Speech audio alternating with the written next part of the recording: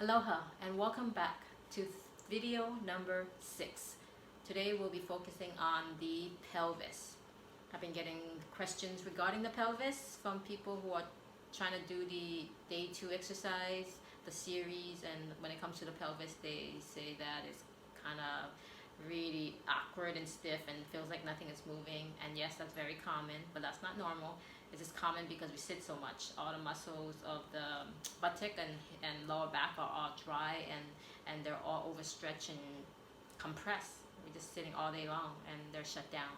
So what I'm going to teach you today is to hydrate those muscles so you can move the pelvis forward, back, side, and then circle and reverse the circle. And that's what we're trying to do. Okay, so what you would need is a tennis ball or a softball, and I prefer a softball because the muscles of the buttock, it's a very dense tissue because you're trying to go deep into the deeper layer of the glutes. So it requires some pressure, and sometimes you don't feel it with the tennis ball. And I prefer something that's firmer and larger so I can maximize my time instead of just trying to find it with a softer tennis ball. We're gonna lie down on the floor and we're gonna do 3 areas. We're gonna start off with the lumbar spine above the hip. Make sure it's not on the spine, it's on the side. The buttock, the pants pocket on the top on the right for the gluteus medius, and then the crease for the psoas. Okay, so I'm gonna lie down on your back, and I'm gonna adjust this camera so you can see. I'm lying on my back with my knees bent. I'm going to lift the buttock up and slide a ball onto my lower back. Again, not on the spine, but on the side of the spine on one side. On that side that the ball's on, you're going to lengthen that leg and use the opposite leg to kind of anchor you. And from there, just sink into and breathe into it. If this is too painful, you can bend the knee. But if not too bad, extend it. The goal is to make sure it's under a 5. Once it's under a 5, you move to the next level and try to go a little deeper. You can use that foot to anchor you and kind of move the body gently side to side.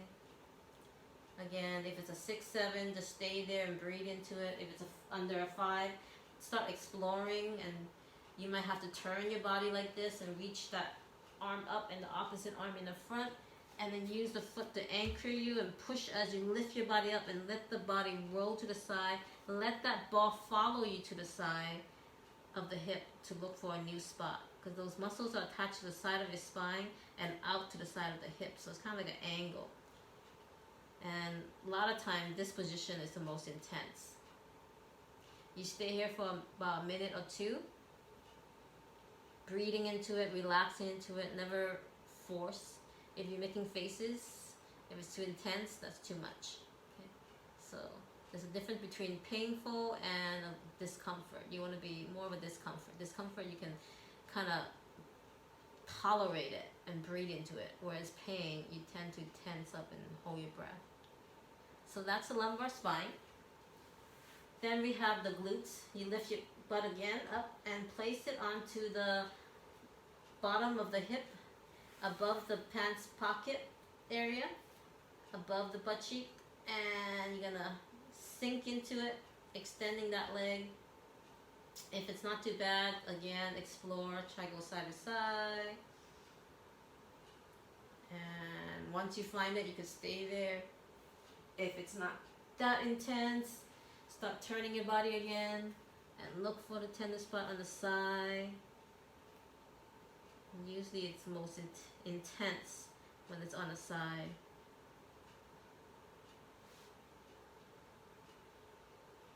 Again, be mindful and